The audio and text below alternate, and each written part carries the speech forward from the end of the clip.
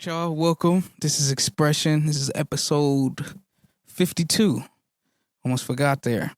I'm sitting here with Darionne, man. He's a alumni of the show. Kill it every time he done the elements of Xpression. When we did a live set up there out in Euclid. But he's sitting here in the studio. Just got done jamming out. The performance was dope. Appreciate you, sir. Always killing it, I would say one take, Jake, but we had to get that second one in. Just it wasn't even really like we needed it. It was just for a little comfort. It's safety, yeah. Just safety net. Safety net. Oh, that's what's up, man. How you feeling though? I'm cool. I'm real cool. Yeah. We're gonna get right into it, man. What I always notice about, and we was just talking about this as far as freestyling versus writing, I notice, your pen game is up there. And I like Thank it. you. So I'm like, I just curious like your writing process. What's your writing process like? Man, how much time we got?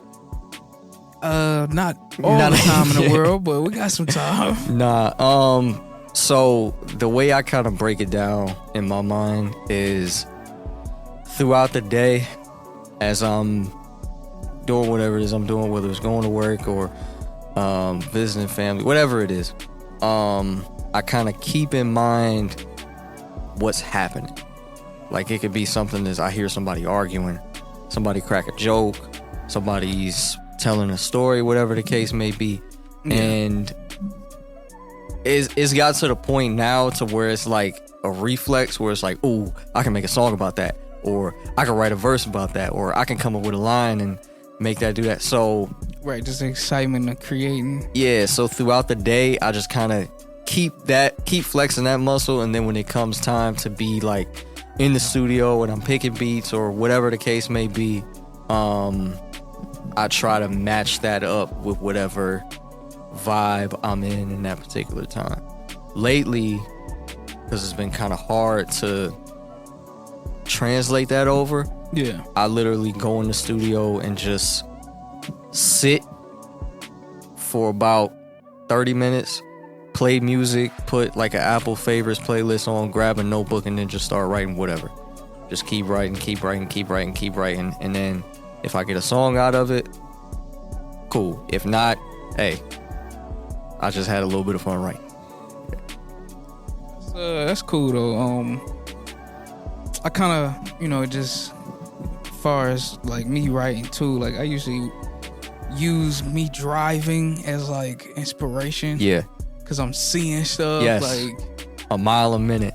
And it's not even like I'm particularly using what I seen, but it's more like that just feeling, the atmosphere of like your mind wandering, looking at the trees, the street, the people, all this. I like people watching, like seeing how people are moving around without nobody like, they not looking at other people, just off guard stuff. So keeping to themselves, mm-hmm. and then like memories sparking from something like, man, when I was a kid, I remember I used to climb trees or whatever. Yeah, then, right. And then next thing you know, like, yo, I could probably make a song about climbing trees.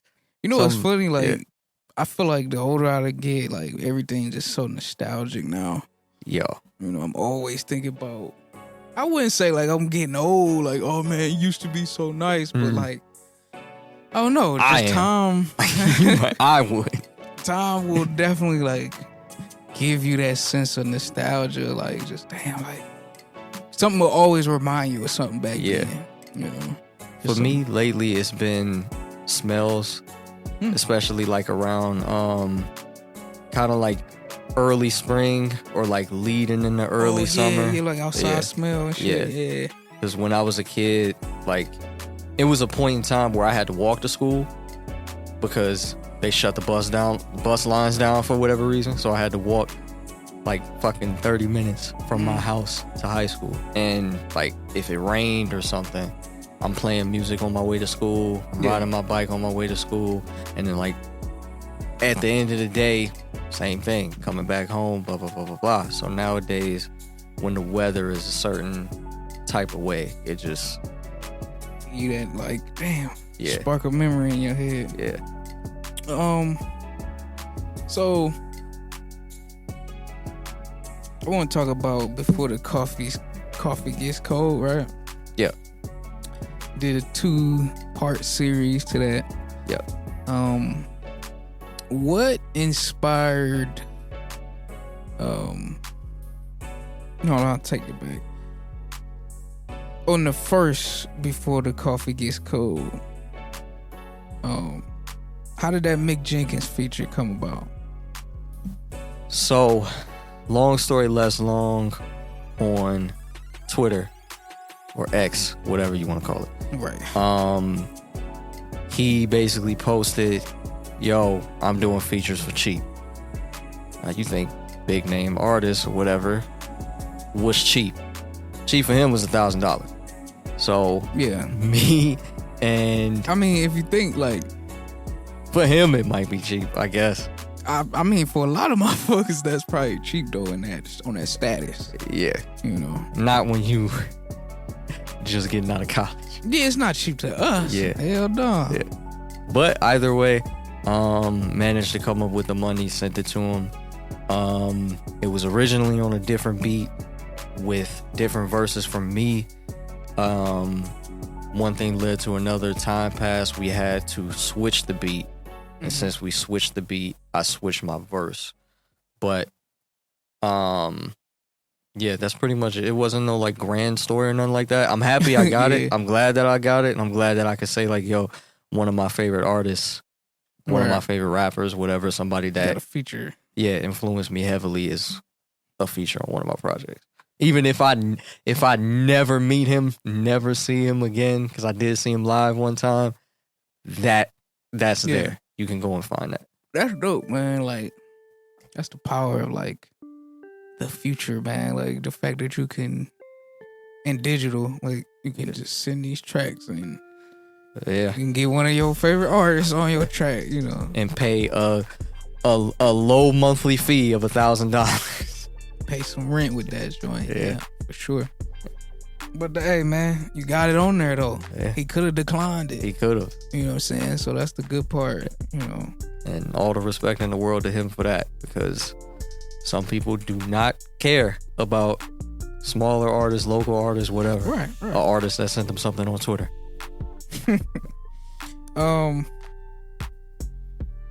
What do you want your fans to take away from when they from listening to your music? I want them to take the biggest takeaway and the biggest message that I want to give across is creating a safe space to communicate things that you can't really, to even people that are the most close to you. Because every now and again, like, there's thoughts that you might be hesitant to say, or feelings you might feel like you'll get judged for, whatever the case may be. But a lot of times I feel like that just comes from people not really fleshing it out in their minds, not really like sitting with their thoughts and thinking, okay, this is my problem, this is how I feel, why do I feel this way? And when it comes to my music and what I try to do, I try to break down that why. So if you're listening, or if it's just me and you having a conversation, we're getting to the bottom of it and you don't feel as vulnerable. Because we're getting to the point. We're not trying to break down any barriers. We're not trying to get over any anxieties or fears or whatever. Because we already know what the problem is. We just not talking about it. Right, not expressing it. Yeah. I do notice that about your music. Like even the second before the coffee gets cold. Like I said, I like the second one better because same here. Even you describing like what you want people to take away, I took that away with like you saying some very vulnerable stuff that people can relate to. Yeah. You know what I'm saying? Based on their lives and stuff, and you just kind of go on a journey with them. Yeah. You know, type of thing. Because that's when I listen to your shit. It's like I feel like I'm on a journey. You know, whether that be like from start to end. You know, type thing. Because like obviously, the first Before the Coffee Gets Cold is based on you just getting in line.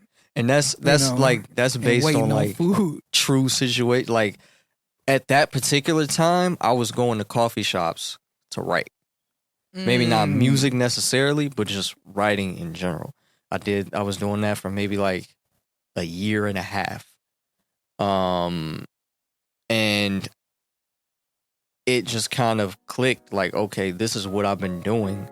And going back to projects like Art for the Artist, that kind of came about because I was starting to perform more and noticed that the only people that was paying attention to me performing was the artist. So it was like, okay, the premise of Before the Coffee's Cold actually came from a book that somebody I know found.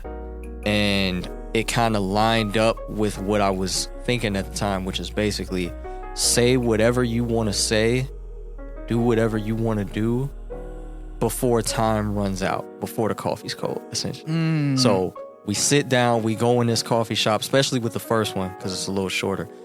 You at the coffee shop, you sit down, you sit across from me, and I'm telling you this, I'm telling you that, I'm telling you this, I'm telling you that.